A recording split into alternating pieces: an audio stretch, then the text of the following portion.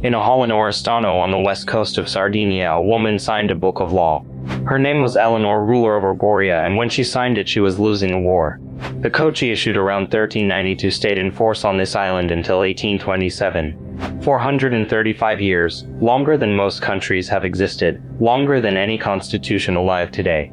Kings came and went above it, Aragon, Spain, Austria, then Savoy. The law underneath them did not move. She wrote the law, not a king, not a bishop, not a council of barons, her. And she wrote it in Sardinian, the island's own speech at a time when law meant Latin, which meant a shepherd standing in a village square could hear it read aloud and understand every word. That is not a small thing. Most medieval law was deliberately opaque to the people it governed. So how does a small state, cornered and shrinking, produce a legal code that outlives 4 empires? You have to start with the island itself, because Sardinia had been running its own affairs for centuries. Nobody in Europe had quite noticed that neglect turned out to be the most valuable thing Sardinians owned. Sardinia is big, 3rd largest island in the Mediterranean, and mountainous enough that armies hated going inland. The Bronze Age locals built stone towers here, thousands of them, and some still stand in the fields.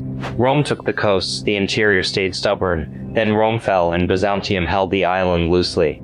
Loosely turned into not at all. Sea raids cut the routes east, and Constantinople stopped answering letters. So the local governors kept governing. Their title drifted from imperial officer to something that meant judge. By the 11th century there were 4 of them, 4 small independent states, each with its own capital. Cagliari held the south, Torres the northwest, Gallura the northeast, and Arborea took the wide western plain. Arborea's capital was Oristano, ringed by wheat fields, lagoons, and marsh, rich, defensible, and easy to underestimate. These states had assemblies, a crown of the realm, a gathering of clergy, nobles, and free landholders. The judge could not simply invent law, the assembly approved it. That habit becomes important later on. Women could inherit and rule in their own right here. That was rare, and it was written down. Then Pisa and Genoa arrived, hungry for grain, silver, and salt, and started swallowing judicates whole. In 1297 a pope handed Sardinia and Corsica to the King of Aragon on parchment. The Aragonese landed in 1323. Arborea helped them. Arborea would spend the next century regretting it.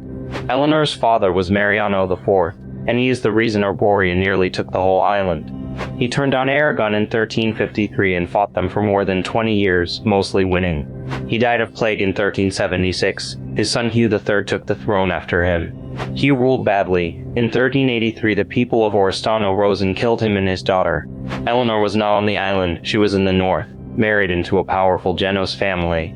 She came back fast, took the city, hunted the killers, and claimed Arborea for her young son. She ruled as regent, and the title used for her means judge. She was the judge of Arborea. Her husband, Branclanian Doria, went to Aragon to negotiate and was promptly locked up as a hostage. They kept him for years. Aragon assumed a woman alone would fold. That was a poor read. She fought. Her forces retook town after town until Aragon controlled little more than 2 fortified ports. Algarro and Cagliari held out. Everything between them answered to Oristano, at least while the campaign lasted. War like that eats a country. Fields burn, herds scatter, courts stop sitting, nobody knows the rules. Which is exactly when she did the thing nobody expects from a wartime ruler under constant siege. She took her father's older legal texts and had them rewritten, expanded, and issued as one code. Around 1392 the assembly approved it, and it took her realm's name, the law of the land. So what was actually inside it? This is where the surprises start, and they keep on coming. The code runs to just under 200 chapters covering crime, courts, land, animals, and marriage. Start with the rural sections because they tell you what actually mattered on a Sardinian afternoon. Fire, burning another man's field or forest carried heavy penalties, and the code is extremely specific. If you could not pay the fine, the punishment moved to your body. That focused minds every summer. Landholders carried a duty to graft wild olive trees, a legal obligation to improve the countryside itself. Think about that, 14th century law ordering you to plant, and punishing you hard for burning. Hawks and falcons nesting on your land were protected by statute. You could not destroy the nests. Loose livestock trampling a neighbor's crop made the owner pay. Everything here protects the coming harvest. Now the part that Eleanor is most remembered for. The code deals directly with violence against women. Rape carried a heavy fine, and the man convicted chose which he paid, the money or his foot. That clause about marrying the victim looks grim now. Read it against its own century and it shifts. The point is that the choice belonged to her. Nobody could marry a woman off without her word. In 14th century Europe, Writing a woman's consent into working statute law was not normal practice. The code also fixed procedure, time limits, who could accuse, what counted as proof, which fines applied. It replaced private revenge with public fines. Vendetta became expensive, and the treasury collected the difference. Nothing about it is romantic. It is a practical machine for keeping a farming island working. And a machine that useful does not get thrown away just because the state that built it dies. Eleanor died around 1404. Most accounts say plague, the same thing that took her father. Her sons ruled briefly and badly served by luck. Arborea's strength drained away within a single generation. In 1409, an Aragonese army met the Arborian forces near Savoyard and destroyed them. Sardinian writers still call it the bloodiest single day in the island's history. Thousands died there.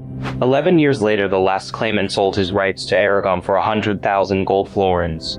The judicate was finished. 6 centuries of Sardinian self-government ended with a payment and a signature. Here's where you expect the code to vanish. Conquerors burned the old law and imposed their own. Aragon did the opposite. In 1421, a parliament at Cagliari extended the Carta across the kingdom.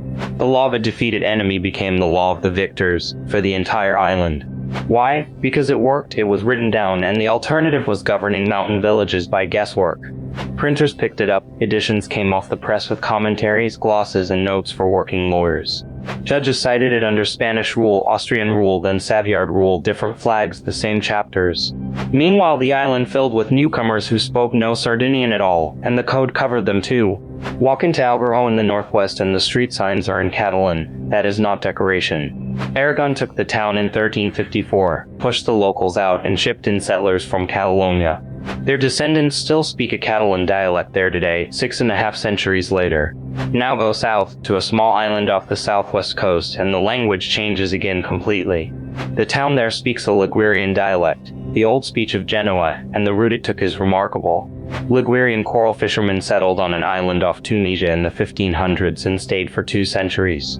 When that colony collapsed, the king of Sardinia offered them an empty island off his own coast. They arrived in 1738, founded a town and named it after him. Then they fished coral again. Their descendants still speak Genoese there, with Tunisian and Sardinian words folded in. Nobody planned that. So one island held Sardinian speakers, Catalan speakers, Ligurian speakers, Spanish officials, and Italian clerks. The one thing all of them shared, from the mountain villages to the coral boats, was Eleanor's code. By the early 1800s, the Carta was more than 4 centuries old and creaking badly. Savoy ruled Sardinia by then from Turin, and Turin wanted one modern code for everything it governed. In 1827, the king issued a new civil and criminal code, and the Carta was repealed. 435 years of continuous legal force ended with one royal signature in Turin. 9 years later, feudal tenure went too, and the old rural world the code described began dissolving. Sardinia did not forget her. In 1881, Oristano put a statue of Eleanor in its square. She stands there holding the code, one hand raised, and school children cross that square every single morning. So why 4 centuries? 3 reasons stand out, and the first of them is simply language. People understood it. A law you can hear and repeat survives, because everyone becomes its enforcer. Second, it was practical. Fire, fences, olives, livestock, courts, consent. It solved problems that never went away. Third, and this is the one people miss, it was cheap for a conqueror to keep. Aragon, Spain, Austria, and Savoy each inherited a working legal system for nothing. Why replace that? That is the answer. Eleanor wrote a code so useful that every occupier chose to enforce it for her. So here's the question. How many laws you live under now would a foreign conqueror bother keeping?